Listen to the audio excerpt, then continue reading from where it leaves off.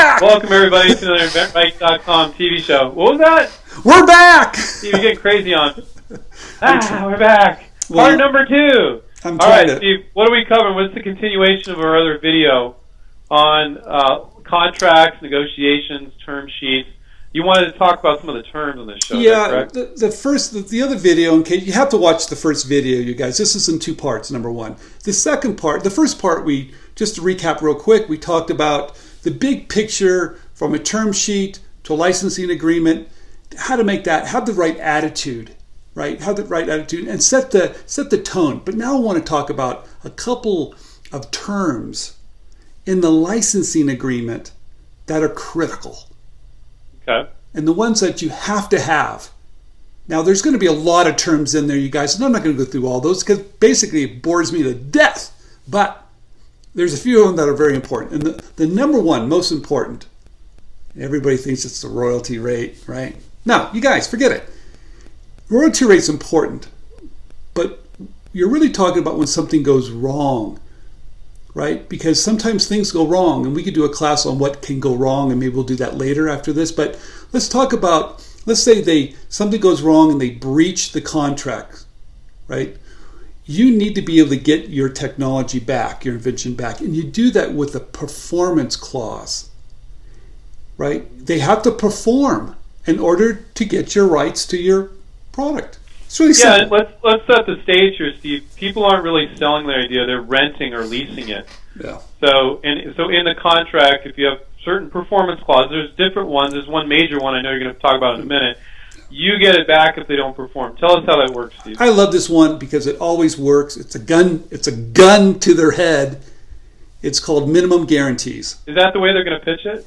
Yes. No, they're not going to do that. I'm going to put this gun in. No, okay. No, but it is a gun to their head, and I really like that because it keeps them honest, right? Because we're small, we're a lot smaller. They're big companies. We got to keep them honest, and one way to keep them honest is with it's a performance clause called minimum guarantees. That means they have to sell X amount, which really means the royalties you're going to collect, and they have to sell that per quarter, per year.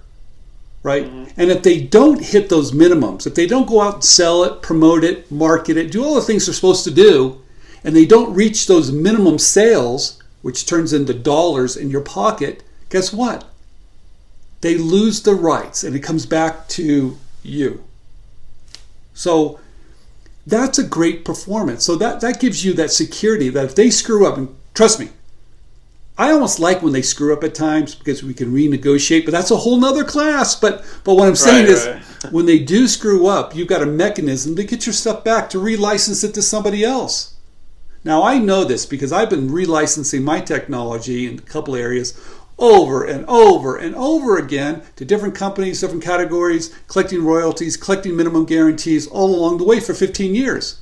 It works. Now, guess what happens if you don't have minimum guarantees? Basically, you've just given your idea to them, and they don't have to sell one.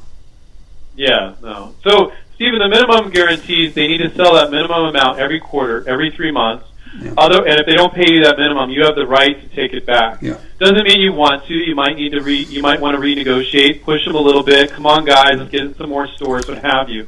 But if they sell more than that, you get more. Yeah. So these are just minimums that allow you to pull it back and take it back from them, which is the last thing that they want because they've invested at least, in most cases, hundreds of thousands of dollars. They hate it. So it makes them nervous. Now, why would they agree to this? And why is it so important that you have to have it? That's why you don't want to bring that up in the term sheet. You want to slide this in a little later because it is a big issue. It's an important issue.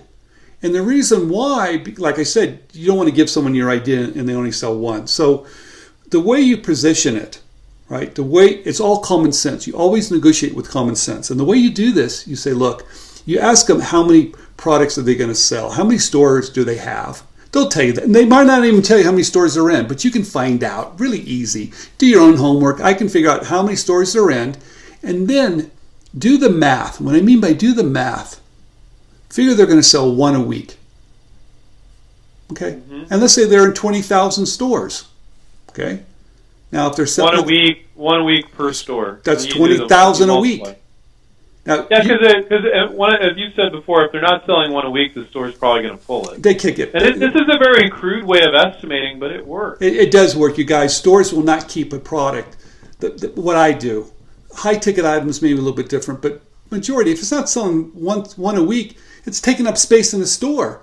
That's precious space. They're going to kick it to the curb. So once you do the math of how many they can possibly sell, and you estimate what the wholesale price is, that's not hard to do. It's basically it's probably going to be half of what the retail is, but you guess what the wholesale price is going to be and what your royalty is going to be. It could be a 3%, it could be a 5%. That's going to tell you the income that's coming in, potentially to your pocket. I love doing the math. If you can get them to brag about where they're going to put it and how many stores, we're going to put it in Walmart. Oh, all the Walmarts? We're in all the Walmarts. Well, Target too? Okay, and then you write down all those numbers. Oh. And so when they grill you, which they will, like, I don't know if we can do these minimums. Well, you said you're going to put it in all these places, and this is only about 25% of what you said you can do. You're not going to quite say it that way, but this is a very small percentage of what you believe you can do. Then it's hard for them to argue that. Now, they do argue it quite often. Well, they do, but be real nice to them. Say, look, this is what projected sales, I think. Do you agree or not? Oh, less? Okay, make it less. Who cares? Take 25% of that. Mm-hmm. Say, your minimum guarantees for the first year is 25%. Okay? Right. Make the second of what year, they can really do. Right. Make it so easy. Right. Make the second year a little higher. And the third year, hit them between the eyes. Make it really high. Give them some time to rev up. You guys, they fall for this every time. And the reason why, that first year minimum guarantees are so low, they go, hey, we can do that. The train is on the tracks and it's going down. Everything's moving in the right direction. That's how you get them to agree to minimum guarantees.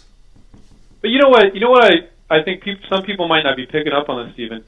You need to interview your company, your potential licensee. You're gathering information for a negotiation. If there's one other tip we can give on this call, this show, is that you need to interview them. If they just send you a contract right at the beginning and it doesn't have minimums and all stuff, and you're like, okay, I'll sign it, it's going to get messed up. You can't do that. If you do the math and the numbers are so low, maybe they're not the right company.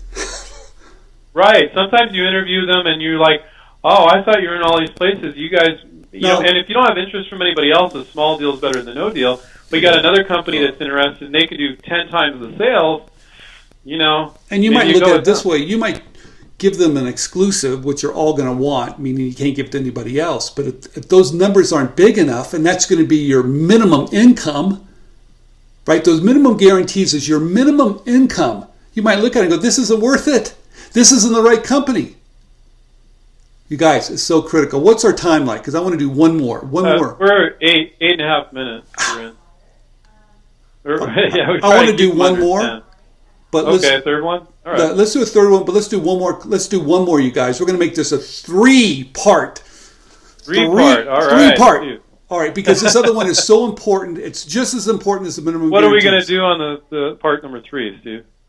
Well, you have to wait. You have to watch. Okay. All right. So you guys, right down below, if you like the show, give us a thumbs up. Subscribe to the channel. Click on the more in the text below if you want more info about our company and what we do and all that. And there's a lot of great free stuff on our website.